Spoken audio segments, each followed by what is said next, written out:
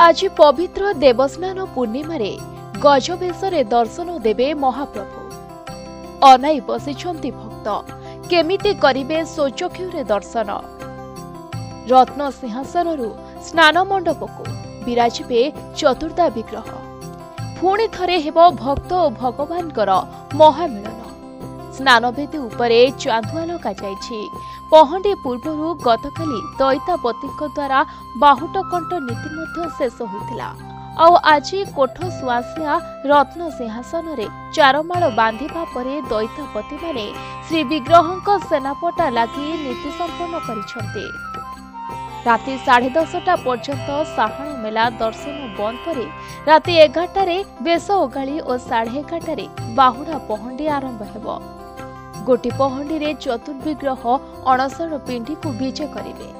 बाहुड़ा पहंडी राति 2टा भितरे शेष हेबो।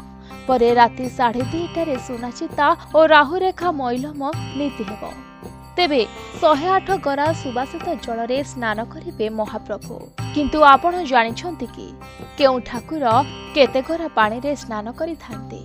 देवस्नान पूर्णिमार पूर्व दिन महाप्रभुंक पाई श्रीमंदिरर देवजान मार्ग रे अबा सुना कूअरु 108 कलश जल संग्रह करा जायथाए।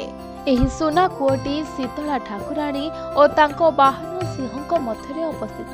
पर एही कूअ को वर्ष सारा सिंह ही सुरक्षित रखिथाए। कूअर व्यवहार वर्ष सारा नथिबारु जनपदीय तांत्रिक परंपरा रे एही जल को अणतुठ पानी बोली ग्रहण करा जाए।